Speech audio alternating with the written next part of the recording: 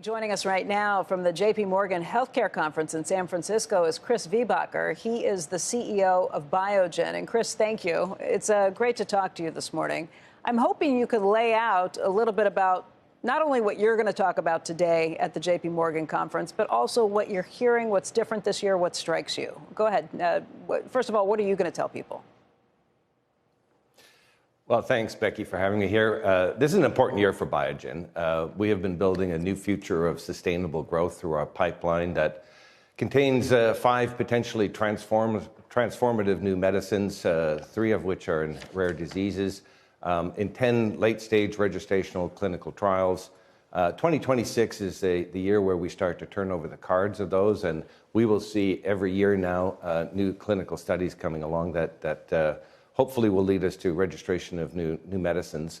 And that comes on the back of having launched 4 also not only first in class, but first in disease medicine. So I think it's an exciting period for Biogen. The emphasis that you have on rare disease is really interesting to me. We last week launched this Cures initiative here at CNBC, where we're going to be focusing on that because far too often these rare diseases or orphan diseases kind of get overlooked. It's not seen as a marketable opportunity, but you really are not only doubling, but maybe tripling down on this space. I know back in August, you brought together a lot of people within the community and some researchers along the way to try and figure out how you could do more with rare. Why are you focusing on rare, and what do you see with the next year and beyond? First, let me thank you, Becky, for really raising awareness of rare diseases. As you know, there are about 10,000 rare diseases, and approximately 10% of the population suffers from a rare disease. So although each individual disease has a few number of patients, this is actually a major healthcare issue.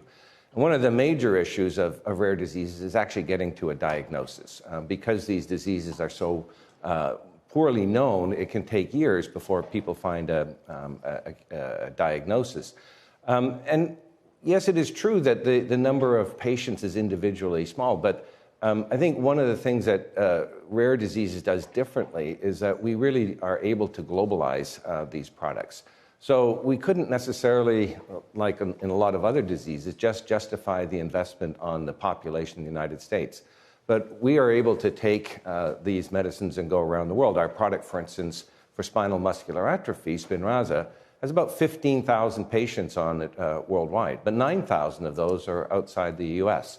So if you are able to go and globalize, obviously, it takes a long time to actually find the patients. There's an awful lot of education of physicians, development of biomarkers to assist in actually diagnosing these diseases. But it is also an area of huge unmet need. Biogen has a history of breakthrough medicines, trying to solve the healthcare's hardest problems. And so this is really the ethos of who Biogen is.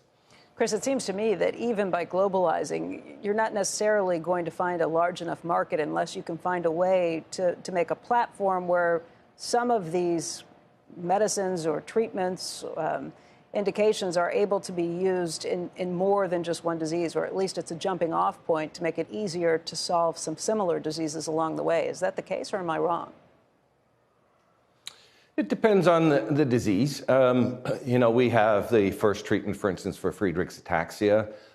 There are probably 10,000 people in the world. Skyclarys, right. And yet, but the other thing is we don't have necessarily a high operating cost.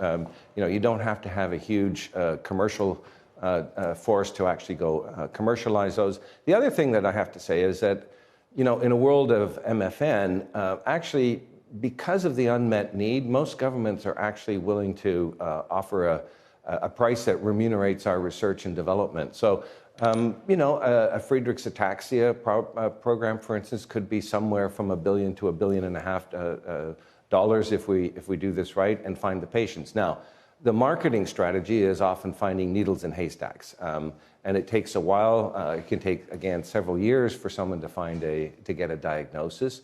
But that's what we do well. Biogen has an extraordinarily strong patient support program. In the rare disease space, you have to obviously work with physicians, but this is one where you know all of the patients individually. And that actually helps us in other areas. I mean, we're not just in rare diseases. We have a new medicine for lupus, for example, which is a much bigger disease. But our history has been actually as one of the leaders indeed in numbers of patients treated. We are still the leading company in the treatment of multiple sclerosis. That's going to help us with lupus. And again, where this matters is that this is a very complex disease. Different patients have different symptoms, and you really have to understand the patient, which drug is right for that patient at the right time. And that takes a huge amount of patience and work to understand. And so a lot of what we do in rare diseases actually has applicability in a lot of the other complex diseases, which, while not rare, are also requiring this patient orientation. The science is also extraordinarily important, and the scientific level at Biogen is very high. And you have to engage with physicians on genetic testing, on thinking about causalities. Now, we might not have multiple indications for each rare disease, but you do find some things that are common to rare disease. If you think about lysosomal storage, if you think about autoimmune diseases, if you look at certain genetic diseases. So you develop an institutional knowledge of a lot of these causes of disease that can actually make the research and development more efficient.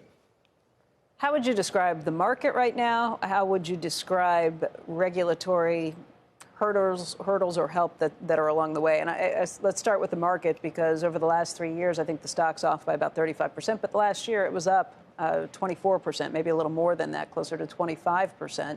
So what do you get in terms of what investors are looking for right now, and what would you seek from the government in terms of assistance for helping get some of these therapies out? Well, first, in terms of the financial market, I think we're coming back into an upswing just in the biopharmaceutical sector. You know, during COVID, massive amount of capital flowed into this sector. And it's not because you double the amount of capital available that you double the investable opportunities. And so we ended up seeing a number of companies developed that really shouldn't have been. And that led to some higher failure rates for a few years in our industry. That has now changed. The companies that exist all have very solid data and are able to raise capital. Obviously, higher interest rates hurt this industry. We take a long time to develop drugs, as you know, and we need patient capital.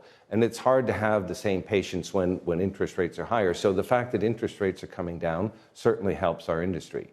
The macro environment has certainly been choppy this past year with tariffs and things like MFN. At the same time, there are some positive aspects. I think we are having discussions with European governments, for example, in a way that we haven't been able to have, so that we can even out the pricing differences between the US and Europe. The science has never been more interesting. But, you know, where we are today in science looks nothing like when I started in this business decades ago. So we're not lacking in innovation. Venture capital is now able to raise money. I think the fact that some people are worrying about the valuations in the tech sector has allowed some capital to start to come into the biotech sector. What we're also seeing is some movement of capital from other healthcare sectors back into the innovative space. So, you know, it has been a year that's been a little tricky to navigate, but I would say we've come through it with the resilience that has been the hallmark of our industry now for multiple decades.